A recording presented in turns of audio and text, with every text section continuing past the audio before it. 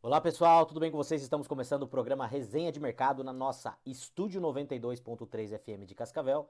Eu me chamo João Fernando, sou gestor de negócios e vou passar para vocês agora tudo que fez preço na última semana aí no nosso mercado financeiro, né? Aquilo que provavelmente vai fazer preço aí nesta semana e também no nosso mercado corporativo. Seja muito bem-vindo aos nossos recados de sempre.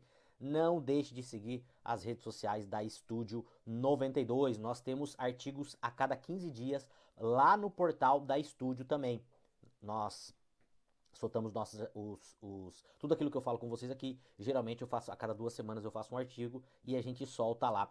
Essa semana vai estar saindo o artigo na quinta ou na sexta-feira do Resenha de Mercado. Então não esqueça de curtir, né, e compartilhar aí as nossas redes sociais e também as redes sociais do Resenha de Mercado. Resenha de Mercado JF em todas as redes sociais. Pessoal, esse programa está saindo inédito agora. E na terça-feira ele sai no nosso canal do YouTube às 19 horas. Ele sai lá e em todas as redes sociais, no Spotify, enfim, nós estamos em todas as redes sociais. Resenha de Mercado JF em todas as redes sociais, tá bom, pessoal? Segue a gente lá. E se você quiser patrocinar o nosso programa, você pode entrar em contato com o comercial da rádio ou com o comercial do Resenha de Mercado, né? O nosso WhatsApp 45 30 37 24 33 ou o nosso e-mail resenha de mercado grupojgestão.com.br. Não esqueça. E também entra lá na nossa comunidade, nós temos uma comunidade exclusiva para você que quer debater sobre investimentos, né, na parte educativa. A gente não recomenda nada. Tudo que eu falo aqui é minha opinião, é a parte educativa, é a opinião de um cara que é do varejo, de um cara que é da indústria, do cara que tá na rua, que é um investidor da rua. Eu sou um investidor da rua, eu sou aquele cara que tá na rua, não é aquele cara que passa só a vida no escritório vendo números, olhando números e tendo conjecturas em relação a isso. Não tô falando mal de quem faz isso. Eu tô falando que eu sou diferente. Eu sou um cara que eu tô na rua 24 horas, eu tô na rua estudando o mercado, vendo o mercado, trabalho no varejo também e invisto aí, trabalho no mercado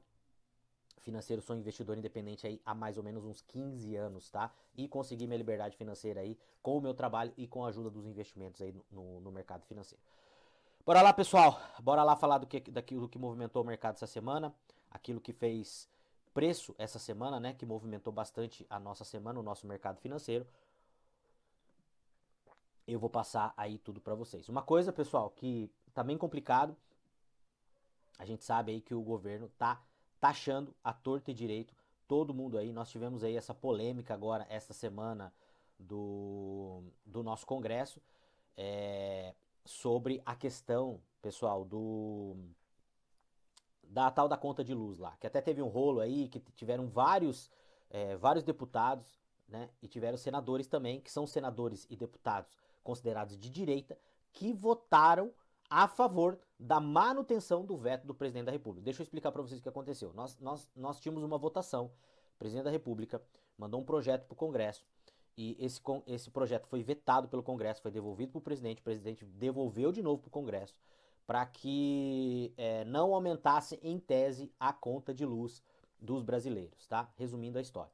O que aconteceu? A gente teve um rolo aí, porque deputados e senadores que são conservadores, ou que são na direita, eles votaram junto com o presidente. Então o presidente, votaram junto com o presidente, não, votaram para que o veto do presidente fosse mantido, ou seja, para que não fosse aprovado o projeto que o Congresso mandou para o presidente sancionar. E aí teve muita discussão, porque muitas pessoas da esquerda falaram, pessoal, eu vi muito vídeo, muita mentira, muitas pessoas da esquerda falando que a direita tinha derrubado o veto do presidente, que a luz ia ficar mais cara por causa da direita. Só que só para vocês terem uma ideia, mais de 90% dos deputados do PT votaram a favor de derrubada do veto do próprio presidente do PT. Ou seja, a base do partido do presidente votou para derrubar o veto. Votou contra o presidente, para aumentar a conta de luz. E aí foram lá nas redes sociais falar que foi o pessoal da direita. Eu vi até um cara da esquerda, que eu não lembro o nome dele aqui, mas ele se retratando, que ele falou que o Nicolas Ferreira tinha votado contra, e depois ele se retratou, não, realmente, o Nicolas Ferreira votou para manter o veto, para não subir a conta de luz. Mostrando a coerência, né? Porque apesar de ser esquerdo, o direito ser contra o presidente, quando o presidente faz uma coisa que é boa para a nação, esses deputados, teve o senador Cleitinho também de Minas Gerais, que também votou para não derrubar o veto do presidente, votou a favor do veto do presidente, né? E, enfim, mantendo a coerência aí, só que são poucos, né? São dois, três que a gente tem lá dentro do nosso Congresso que realmente estão se importando com, com o Brasil, né, pessoal? Queria fazer esse disclaimer já pra gente entrar nos investimentos, porque não tem como você não mensurar isso. Porque a gente tá falando de conta de luz, a gente tá falando de aumento de IOF, a gente tá falando de taxação agora de dividendos, LCI, LCA, CRA, tudo vai ser taxado. E aí a gente vê uma encenação de um congresso falando que não, que o IOF não vai passar, porque a gente não vai aumentar a carga tributária, mas estão aumentando o número de senadores. Veja, pessoal, nós estamos saindo de 513, se eu não me engano, para 535 senadores, deputados. A gente precisa disso? A gente não precisa. Os Estados Unidos tem 50 estados, o Brasil tem 27. Lá tem, se eu não me engano, são 443 ou 453 deputados. Aqui nós temos 513 e nós temos metade praticamente dos estados que tem os Estados Unidos. E agora está sendo votado para aumentar mais. A gente precisa disso? Olha o fundão eleitoral. Agora estão querendo votar também para que o deputado ele receba aposentadoria mais o salário. Essa é a prioridade do Brasil? Por que eu estou fazendo disclaimer? A minha intenção aqui não é falar de política. Não é falar de política. É falar de investimento. Mas como que você vai investir num país desse? Como que o investidor estrangeiro vai vir para o Brasil investir? Eu já falei isso para vocês. O cara que tem mentalidade de investidor, ele não tem nação. Você ser patriota é uma coisa, você ser investidor é outra coisa totalmente diferente. Porque se você for levar a emoção fora dos investimentos, você vai quebrar a cara. O investimento ele tem que ser frio, você tem que colocar o teu dinheiro, investir a tua grana onde vai rentabilizar mais. É a mesma coisa, pessoal, do macro é no micro. Às vezes você tem lá um amigo de infância ou um colega teu que está desempregado, você tem uma empresa e você sabe que o cara não é bom, que o cara vai dar problema. E aí você quer colocar o cara na tua empresa para ajudar ele. Quer ajudar? Faz filantropia, cara. Não use a tua empresa para ajudar ninguém. Não use os seus investimentos para ajudar ninguém. Você quer ajudar alguém? Você tem empresa? E eu tô falando isso porque eu sou empresário, eu tô há 25 anos no mercado. 25 anos no varejo e na indústria. Eu dou consultoria para varejo, eu dou consultoria para indústria. Quer ajudar alguém? Não traga para trabalhar com você. Faz filantropia. Pega o teu dinheiro, dá uma fundação, dá o dinheiro pro cara. Porque sabe o que acontece se você faz isso? Você não ajuda a pessoa, você gera um desgaste que você vai brigar com essa pessoa e ainda vai atrapalhar o teu negócio. E o que isso tem a ver com investimento? É a mesma coisa muitas vezes quando a gente vai investir. Ah, eu só invisto no Brasil porque eu tenho que ser patriota, porque eu ganho aqui, eu tenho que investir aqui. Não, você como investidor, você tem que pensar globalmente. Ah, mas eu tenho que comprar as coisas aqui porque eu tenho que fomentar o mercado aqui. Sim, se todo mundo pensar isso, sabe o que vai acontecer? O status quo vai ser mantido. O grande empresário é o que ele quer. Os caras do lobby é o que eles querem. Que você tem esse pensamento. Vamos consumir aqui para ficar tudo aqui, consumir. Não importa que é mais caro. Não, a gente tem que buscar alternativa para romper essa corrente. E a única forma de romper a corrente é a gente buscar uma alternativa. E hoje nós temos muitas e muitas e muitas alternativas. Tá bom? Fiz esse disclaimer grande aí, pessoal, mas para vocês entenderem o quão complicado tá aqui investir aqui no Brasil, principalmente quando a gente tá falando a longo prazo. Eu amo meu país, eu amo minha pátria, tenho certeza que você que é nosso ouvinte também ama, mas a gente tem que pensar globalmente, porque se a gente pensar dessa forma, a gente vai ter condição de ajudar as pessoas e ajudar o nosso país. Mas não é com esses deputados e com esses senadores que nós temos lá, com a maioria. E daí eu vi essa semana um vídeo de uma moça da esquerda. Eu assisto coisa da esquerda, coisa da direita, porque a gente tem que ver o contraditório. Eu me considero um cara conservador, eu sou mais conservador, né? Até não gosto de algumas coisas do conservadorismo, mas são as coisas que funcionam. E às vezes não é o que eu gosto, mas é o que funciona. Esse que é o problema. Às vezes o que a gente não gosta é o que funciona. E a gente não quer se deparar com coisas que a gente não gosta. E o mundo não é perfeito. E eu tava vendo essa semana, vi vários e vários vídeos, e o pessoal da esquerda metendo pau e falando mentira. E falando mentira. E daí eu vi uma pessoa que era da esquerda falando a verdade, falando, não, vou me retratar aqui porque o deputado lá falou a verdade, tal, tal, tal, tal, tal, tal. Não é por ele, não gosto dele, mas eu tenho coerência. Então a gente tem que ser coerente. Como eu falei, eu me considero pessoa conservadora. Não é tudo no conservadorismo que eu gosto, mas às vezes funciona. E aí a gente tem que admitir essas coisas. Entendeu, pessoal? Então, fazendo disclaimer para começar aqui o nosso programa e falar um pouquinho de investimento. Disclaimer aí bem grande, né, pessoal? Mas vamos lá. Vamos falar agora um pouquinho sobre investimento com vocês aí. Então, o Ibovespa, pessoal, fechou a semana em 137 mil pontos. E no ano, o acumulado ainda é de 14%, tá? Nós estamos com topo histórico, não em dólar, tá? Mas ainda a gente está com topo histórico no Ibovespa. Outra coisa muito importante, pessoal, quando a gente fala de investimento de longo prazo, sempre que eu estou falando com vocês aqui, não é recomendação. As minhas críticas é falando a longo prazo. Se a gente falar de especulação, se a gente falar de especulação aqui, o Brasil hoje está muito bom. Porque o cara que é especulador, o cara que mexe com especulação de mercado, esse cara tá ganhando dinheiro, ganhando mais dinheiro nesse governo do que num outro. O que o governo está fazendo agora, por exemplo, da questão do imposto de renda sobre investimento, é melhor para o especulador. Já falei aqui para vocês. Eu tenho lá um CDB, onde eu deixo um fundo, um valor para garantia para operações de opções. Aí eu tenho que deixar ou no Tesouro Direto ou em algum CDB que possa ser usado como garantia para eu operar. Aí eu deixo lá. Tem meses que eu coloco o dinheiro lá e tem algumas operações que eu sou exercido e que eu tenho que tirar esse dinheiro para cobrir essas operações. O que acontecia? Eu pagava 22,5 de imposto de renda, porque menos de um mês eu estava tirando. O que vai acontecer agora, se for aprovado a partir de janeiro? Eu vou ser beneficiado. Porque o cara que deixa lá há mais de 6 meses, mais de um ano, que pagaria um imposto de renda de 15%, ele vai pagar 17 igual. E eu, que pagava 22, às vezes que tinha que deixar um mês, 2 meses lá e tinha que sacar, eu vou pagar 17. O cara que faz day trade vai pagar menos. Ele pagava 20%, vai pagar menos, vai pagar 17,5%. Então, isso cria mais distorção. Isso é paliativo. E tudo isso, por que isso tem a ver com o que eu estou falando? Tem a ver que pensando em investimento de longo prazo, o Brasil não se torna interessante. O Brasil é um país especulador.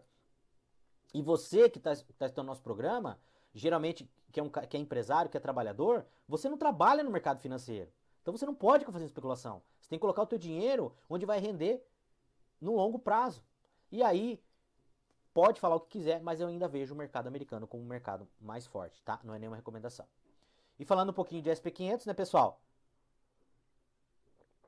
O SP500 aí também quase batendo o topo histórico este ano, tá? 5.967 com uma alta, com uma baixa de 55, 0,55, praticamente no 0 a 0. E no ano, com uma alta aí de 1,69. Falando do dólar, o dólar também deu uma quedinha essa semana, pessoal, mas praticamente no 0 a 0 aí, fechando a semana em 5,51. 0,51 de queda e no ano uma queda bem expressiva do dólar aí, 5,51, uma queda aí de 12,49. E aí, pessoal, o mercado tem falado muito o mercado tem falado muito da queda do dólar não como moeda mais de reserva. O que a gente tem visto? A gente tem visto um fluxo indo para o ien e um fluxo indo até para o dólar canadense, não é nem para o euro, tá? Então o que acontece? Pode ser que o dólar vai arrefecer mais ainda, agora com a economia americana dando uma desacelerada, pode ser que sim. Mas lá na frente, no longo prazo, o que pode acontecer? Bom, o dólar realmente vai ser, eu sempre falo todos os programas aqui, o dólar não vai ser mais a moeda de reserva. Veja, 40% das dívidas globais, das dívidas das empresas, dos estados, dos países, estão em dólar. Essas dívidas, elas geram juro. Para que elas sejam pagas, tem que ser impresso mais dólar. Então eles dependem dos Estados Unidos. E outra coisa, a dívida americana hoje está chegando, sei lá, acho que em 37 trilhões de dólares, 36 trilhões de dólares, mas a dívida fora dos Estados Unidos, em dólar, ela é muito maior que isso, tá bom? Então existe uma demanda ainda e vai existir por dólar. Bitcoin, pessoal, 2,16 de queda na semana, 103 mil pontos, e no ano aí uma alta de 10,58. E o IFIX, né, que deveria ser muito afetado pela taxação realmente dos dividendos, se acontecer realmente essa taxação, e eu acho que vai acontecer de 5%, aí bem resiliente, subindo 1,33 na semana e no ano subindo 10,24. O que a gente tem visto aqui, pessoal? A gente tem visto que existem muitos fundos imobiliários que estão com preço atrativo e as empresas e as pessoas, principalmente pessoa física, têm se posicionado bastante. Eu estava me posicionando muito em fundo imobiliário, comprando fundo imobiliário todos os meses, desde o final de 2022. Comprei bastante, estou com uma carteira legal. E o que eu vou fazer daqui para frente? Pessoal, não é nenhuma recomendação. Eu vou migrar esse aporte mais forte no Bitcoin. Eu acho que o Bitcoin tem uma janela de crescimento gigantesca. Não é recomendação, é só minha opinião, tá? Não tô falando para você comprar, para você vender, para você manter nada. É só minha opinião. Mas eu tô migrando desse aporte de fundos imobiliários que eu comprei bastante, imagina, desde o final de 2022 até mês passado, e agora eu estou migrando vou migrar agora essa compra todos os meses para o Bitcoin. Já comprava Bitcoin, mas eu vou reforçar mais a minha compra de Bitcoin. E aí, se você quiser saber mais como que a gente faz isso, entra lá na nossa comunidade, que lá toda semana a gente está batendo papo sobre isso, tá? Lembrando que não é nem uma recomendação, nem de investimento e nem de manutenção de ativo, tá bom? E aqui nós tivemos, né, pessoal, agora nessa semana, foi elevado aí a taxa Selic para 15%, e hoje nós temos o segundo maior juro real do planeta após decisão do Banco Central, tá? O Brasil ocupa a segunda posição no ranking global de juros reais, quando é descontada a inflação. A taxa do Brasil analisada é de 9,53, a maior taxa de juros. Isso está ajudando a segurar o dólar. Por quê? Porque o gringo, ele precisa investir o dinheiro dele em algum lugar e ele vem para cá com esse diferencial, tá? Com a nova alta de 0,25 percentual na Selic, promovida pelo Banco Central na quarta-feira, né, dia 18. E aí, olha só que interessante, pessoal, o ranking, tá? Primeiro país, maior juro real do mundo, tá? Juro real, nós estamos falando de juro real, é a Turquia, com 14,44. Segundo, Brasil. E terceiro, Rússia. Quarto, tá? A Argentina. Nós estamos pior, nós temos o juro real maior que o da Argentina, só para vocês terem ideia, pessoal. E aí, o que acontece? Quando a gente tem essa alta da Selic, o que isso está retratando? Será que o país realmente está bom? Se o país está tão bom assim, por que a inflação está subindo? Ah, porque está gerando muito emprego. Só que se está gerando muito emprego, isso é uma coisa ruim? Por que isso acontece, pessoal? Porque esse crescimento do PIB, esse crescimento da economia, esse aquecimento da economia é um aquecimento artificial, financiado por estímulo, financiado por dinheiro. E aí a inflação aumenta. E aí você acha que isso é bom pro pobre. Isso não é bom pro pobre. Sabe por quê?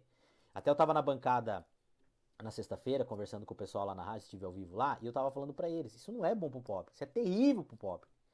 Porque quando a taxa de juro aumenta, quando o Estado começa a fazer benesse, ele começa a derramar dinheiro, o que acontece? A gente começa a ter inflação. Quando a gente começa a ter inflação, o poder de compra do pobre, ele diminui, principalmente do pobre. O do rico não diminui. Sabe por quê? Porque o rico tem dinheiro investido. Agora, você acha que é ruim uma Selic de 15% pro cara que tem dinheiro? Pro cara que ganha 50, 60 pau por mês? O cara que tem lá os seus 2, 3 milhões guardados? Você acha que isso é ruim? Não é ruim. Isso é ruim pro pobre. Então, quando você acha que o Estado está fazendo alguma coisa para ajudar o pobre, ele não está ajudando o pobre. Ele está usando o pobre como cano, como vetor, para transferir esse dinheiro pro mais rico. E aqui eu não estou falando mal de quem é rico. Tem que jogar o jogo. Tem que jogar o jogo. É o Estado que cria essa distorção, porque o pobre não guarda nada. E como é dado estímulo, isso não é criação de riqueza, isso gera inflação. Gerando inflação, tem que aumentar a Selic. Aumentando a Selic, isso é bom para rentista. O cara que tem 4, 5 milhões lá, se nós temos uma Selic, sei lá, igual do Japão lá, que é 0,25, ou você pega lá uma taxa de juros, por exemplo, da Suíça hoje, que voltou a ser negativa. Cara, eu vou colocar meu dinheiro no banco, coloco 100, o ano que vem tem 99. Não vou, eu vou ter que pegar esse dinheiro, vou ter que empreender. Isso estimula os caras a abrir empresa, a empreender, a gerar emprego. Agora, você acha que um cara que está recebendo 15% ao ano, sem fazer nada, seguramente, ele vai pegar esses 2, 3 milhões, sei lá, qualquer valor, e abrir uma empresa para arriscar, tomar processo, quebrar, para, sei lá, se tudo der certo sobrar 10% para ele? Não vai. Quem que cria essa anomalia? É o mercado? Não é o mercado. São os estímulos fiscais. E não é o nosso governo, são todos os governos. São todos os governos. Ó, a Alemanha anunciou que vai começar a gerar déficit lá. Hoje eles têm uma dívida de mais ou menos 60% do PIB. Os Estados Unidos falou que não vai mais proteger eles. Eles anunciaram lá um investimento trilionário lá para criação de armas. O que isso vai acontecer no futuro na Alemanha? Então o Estado joga o jogo, o empresário joga o jogo. Só que aí o Estado cria essa anomalia e daí começa a falar mal do empresário. O empresário não tem nada a ver com isso. É questão matemática. Você vai arriscar teu patrimônio, sendo que você pode ganhar 15 sem fazer nada? Então você acha que isso é bom pro pobre? Ah, mas aí se não der estímulo pro pobre, o pobre vai... Como que ele vai sobreviver? Bom, se você não der estímulo para ele, diminuir a carga tributária e a gente diminuir essa taxa de juros, que aí vai diminuir, se o governo for conservador, sabe o que vai acontecer? Vai ter mais emprego, os salários vão aumentar naturalmente. Porque hoje o Estado brasileiro, ele drena quase 40%, na verdade, se você for pegar um cálculo real, ele drena mais de 70% do que a gente ganha. Não, mentira, é 37%, 34%, mentira, é muito mais de 70%. Se você for colocar o juro sobre, se você for colocar o imposto sobre imposto, você paga imposto para comprar, depois você paga imposto para manter, depois você paga imposto para vender, você paga imposto para tudo. Você compra um carro, o carro não é teu. Você tem que pagar imposto todo ano pra uma coisa que é tua. Você trabalha e paga imposto. Aí você te retira o dinheiro da empresa, você paga imposto. Aí para você comprar outra coisa, você paga imposto. Aí para você manter essa coisa, você paga imposto. Você acha que a nossa carga tributária é só de 40%? Não é de 40%. Não é. É muito maior que 40%. Quem tá no mundo real sabe. Então são essas distorções, pessoal. E aí eu falo para vocês, por isso que a gente tem que ter inteligência e conhecimento para a gente investir em outros mercados. Tá bom? Vamos lá. E aqui, como se posicionar, outra matéria aqui, uma matéria aqui da Infomoney, tá? Falando um pouquinho aqui, como se posicionar em FIIs após a nova taxa Selic, tá? FIIs de papel e de tijolos reagem de maneiras diferentes aos juros, mas segundo especialistas, os dois tipos devem ter espaço na carteira do investidor. Vamos lá, pessoal. Dois tipos de investimento que nós temos hoje em fundos imobiliários, basicamente. Então, você tem os fundos de dívida, CRI e CRA, e você tem os fundos de tijolo. Já falei várias vezes aqui para vocês. Eu não gosto de fundo de dívida. Por quê? Porque se eu busco o fundo imobiliário, eu já estou buscando investimento que é mais conservador e é mais seguro. E eu, na minha visão, não tenho nada contra quem acha diferente, eu, na minha visão, fundo imobiliário que tem só dívida, eu tenho fundo imobiliário que tem um pedacinho lá, 10%, 16% em dívida, mas a maior parte é em tijolo. Fundo que é só dívida, eu acho muito complicado. Eu acho muito complicado. E aí o que acontece? Com o aumento da Selic, esses fundos de dívidas, eles tendem a pagar um pouco mais. Por quê? Porque são de dívida. Então, tem fundo ali que é atrelado a CDI, né? Aumentou a Selic, aumenta o CDI também. Show de bola. Só que o cara vai conseguir pagar? Como é que vai ficar na inadimplência daqui a alguns meses? Ano que vem é ano de eleição. E aí? Estão falando, os especialistas, que a Selic vai baixar. Vocês acham que a Selic vai baixar ano que vem? Aumentando os gastos? Você acha que a inflação não vai acelerar ano que vem? Não sei. O que vocês acham? Eu não vou arriscar. Então o que acontece? Os fundos de dívida, eles tendem a ser, beneficiados aí com a alta da Selic. Porém, eu acho muito mais arriscado. E outra coisa, uma outra tese que eu vejo no fundo imobiliário, por que investir em fundo imobiliário? Porque é uma coisa mais simples de você estudar, de você conhecer, entendeu? O de tijolo tá ali, é muito mais simples do que uma ação. Agora, um fundo de dívida, se você quiser conhecer mesmo esse fundo, não é fácil de você estudar. Não é fácil. Você entrar na dívida dos caras ali é uma coisa bem complicada. E o fundo de tijolo, o que acontece? Ele sofre com a alta da Selic. Por quê? Porque a Selic, em tese, ela concorre. Então, com uma Selic de 15%, você vai investir num fundo que está pagando dividendo lá de 10%, e antes você tinha um diferencial, ou ainda tem, né, até ano que vem, que o fundo imobiliário você não pagava imposto de renda. Então, às vezes, sei lá, você colocava lá num CDB que pagava lá 105% do CDI, mas você pagava imposto de renda. E aí você tinha lá um fundo imobiliário que pagava 10%, só que sem imposto de renda. Então valia a pena. E agora, se for realmente taxado com 5%? Então vai ficar muito complicado os fundos imobiliários. Porém, a matéria fala um pouquinho ali, os fundos imobiliários estão bem descontados. Então, se você pensar numa valorização de cota, que isso vai acontecer, os imóveis vão se valorizar também. Quando aumenta a Selic, aumenta a taxa de juros, os imóveis aumenta, só que isso pode demorar mais tempo, pode ser uma boa alocação também. Então, eu tenho fundo imobiliário hoje que a cota está bem desvalorizada, estou perdendo lá 25%. Não estou nem aí.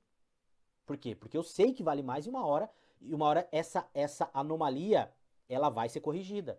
Essa distorção vai ser corrigida. Quando o mercado der uma melhoradinha. Primeira baixa da Selic, esses fundos imobiliários vão começar a se valorizar de novo. Tá? Então, muito cuidado na hora de você investir, lembrando que não é nenhuma recomendação, tá? E aqui, CEO de bancos privados dão um recado: revisão de aumento de tributos da reforma tributária, tá? Enfim, a gente teve todo aquele rolo também das fintechs aí, que vai aumentar a taxa, vai aumentar também os impostos para elas, e o Nubank falou que paga muito mais imposto do que os bancões, até soltou lá um estudo e tal. E é verdade, pessoal, é o seguinte: todo mundo paga muito imposto no país. Essa conversinha que rico não paga imposto, todo mundo paga muito imposto no nosso país. E a gente deveria acabar com os impostos. É, é, quanto mais a tecnologia avança, menos pessoas você precisa para fazer as coisas. Só que se você pegar dos últimos 30 anos, em vez de diminuir o número de funcionário público com a tecnologia, ela aumentou. Então é um contrassenso do mercado privado. Ah, mas e essas pessoas ficarem desempregadas, eles arrumar outras coisas. É igual a inteligência artificial agora. A inteligência artificial, ela não vai tirar emprego das pessoas, ela vai criar outros empregos. Quando, lá na Revolução Industrial, quando começou a ter as máquinas lá, existia até boicote lá. Os caras estragavam as máquinas e achavam que as máquinas ia roubar o emprego das pessoas. Não roubou. Quando veio o carro, acharam que os cocheiros lá, os caras que tinham carroça lá, eles iam ficar sem emprego. Não ficaram. Quando veio a luz elétrica, a mesma coisa. Então, sempre que vai evoluindo, né, a criação destrutiva lá de Schumpeter, sempre que alguma coisa destrói outra coisa, cria mais oportunidades. E a inteligência artificial vai criar também. Mas para quem? Para quem conhece e para quem sabe, né? Para quem tem para quem tem para quem tem conhecimento. Vamos lá, ricos correm para ativos isentos ETFs no exterior com a alta do imposto de renda no radar. Aquilo que eu falei para vocês. O que vai acontecer com toda essa inconsistência, com toda essa dúvida, com toda essa falta de clareza no Brasil, uma vez tem imposto, cara, tudo muda muito rápido aqui no Brasil. O que vai acontecer? O que já está acontecendo? Quem tem dinheiro do país já está começando a tirar o dinheiro do país e buscando outras coisas. Isso é péssimo para nós, porque deixa eu falar uma coisa para vocês. Quem mantém o nosso país não é o Estado. Quem mantém o nosso país é o dinheiro dos ricos, o dinheiro dos empresários. É o dinheiro seu trabalhador, você pequeno empresário. E hoje, o cara, ele tem informação. Principalmente o cara que tem mais grana. O que ele tá fazendo? Vai tirar, o dinheiro vai sair do Brasil. Eu falo pra você, eu que sou bobinho, tô fazendo isso. Agora, a gente vai procrastinando, né? Mas agora já tô começando. Eu já tinha começado a estudar, agora comecei a estudar com mais afinco, vou trazer aqui pra vocês, investimentos na Irlanda. Eu não tenho, invisto nos Estados Unidos, invisto aqui no Brasil. Já tô estudando para daqui a pouco migrar para Irlanda. Alguns investimentos, tá? Não é nenhuma recomendação.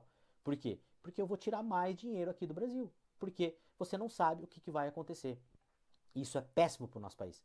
Você que é empresário, você vai abrir uma empresa e fazer um plano aí quinquenal de 5 anos? Não tem como fazer, você não sabe como é que vai estar, como é que vai estar a regra do jogo no mês que vem. Como é que você vai fazer? Você faz todo um planejamento de custo, todo um planejamento de faturamento em cima de uma legislação, do imposto. Você não sabe. Aí, ano que vem, a carga tributária está 15% maior, 20% maior. E aí? Não tem previsibilidade. Não tem previsibilidade, tá? E aqui, pessoal, é, uma matéria aqui sobre o Mercado Livre, tá? A disputa se acirrou no e-commerce e o Mercado Livre subiu o tom. O que aconteceu aqui, pessoal? Mercado Livre está sendo bem ameaçado, tá? Existem aquela plataforma do Temu, né? Tá crescendo demais, demais, demais aqui no Brasil. Tá começando a pegar uma fatia do mercado muito grande do Mercado Livre. E também a gente teve o TikTok Shop que tá vindo pro Brasil agora, que também pode prejudicar. A previsão dos especialistas é que o TikTok Shop em 3 anos aí pegue mais ou menos 9%, de 5 a 9% de todo o faturamento do e-commerce, isso pode prejudicar o Mercado Livre. O Temu entrando no Brasil também, muito agressivo, e o Mercado Livre agora também está baixando um pouquinho a margem, principalmente na questão do frete, para poder concorrer com esses gigantes aí. A gente precisa saber o que vai acontecer. Será que o Mercado Livre vai conseguir manter essa disparidade que ele tem em relação aos outros players? Isso a gente vai ver. E aqui, né, Correios, Marketplace ganha data de lançamento, pessoal. Olha só que interessante essa outra matéria aqui. Realmente eu achei que os Correios iam desistir, mas eles não vão desistir não, pessoal. Olha só. Marketplace dos Correios está pronto para lançar no dia 1º de julho, tá? A novidade deve marcar a estreia da estatal em um segmento por Mercado Livre, Shopee, Amazon e Magazine Luiza. Pessoal, o que vai acontecer? Bom, o Correio realmente vai lançar o seu e-commerce. E aqui, pessoal, não estou falando mal, tá? Pode ser que dê certo. Não sei. Mas vamos raciocinar aqui. Vamos lá. Você é um player no seu negócio, conhece tudo do teu negócio e você não consegue dar lucro no teu negócio. Você tá quase falindo naquilo que você conhece, naquilo que é o teu core e pior, naquilo que você tem exclusividade. Você não tá dando certo. Aí você fala, lá que legal, aqui onde eu conheço tá uma porcaria. Eu sou um zero à esquerda, tô dando prejuízo. E eu ainda tenho reserva de mercado. Eu vou virar marketplace agora, vou fazer um outro negócio, porque aqui tá muito ruim, eu vou fazer outro negócio. Vocês acham que isso vai dar certo, pessoal? O que vocês acham? Sabe qual que é o pior de tudo? O pior de tudo é o seguinte, é que se não der certo, sabe quem que vai pagar? Não são os diretores que estão lá dentro. Não são não é o Estado. Quem vai pagar é eu e é você e são os funcionários do Correio, que já estão pagando. Essas pessoas. Por isso que eu falo, eu não sou contra estatal. Eu não sou contra estatal. Eu acho que estatal é essencial em alguns casos. Mas o político brasileiro e o Brasil não tem maturidade para administrar estatal. Não tem. Não tem maturidade. Aqui no Brasil não tem e a nossa legislação não dá maturidade. Não cria contrapeso para o Brasil ter estatal. Não sou contra estatal, mas no Brasil não dá. Com os políticos que a gente tem, não tem como, pessoal. E pode ser mais uma bomba aí pra gente pagar. Vamos ver o que vai acontecer. Tá bom, pessoal? Estamos chegando no final do nosso programa aqui. Tinha bastante coisa para falar para vocês. Tinha a parte corporativa também que eu não consegui falar. Acabei fazendo um disclaimer grande no começo, mas precisava. E eu quero agradecer a audiência de vocês. Pessoal, mandem para nós críticas, né, elogios também, eu recebo bastante elogio, mas pode criticar alguma coisa que vocês querem que a gente fale, alguma coisa que vocês acham que a gente deveria falar diferente, né? Indica para nós aí, marca a gente nos comentários aí, nos comentários da rádio, nas nossas redes sociais também. E eu espero vocês aí na próxima semana, neste mesmo horário aqui, tá bom, pessoal? Desejo para vocês uma semana abençoada. Até o próximo programa aí e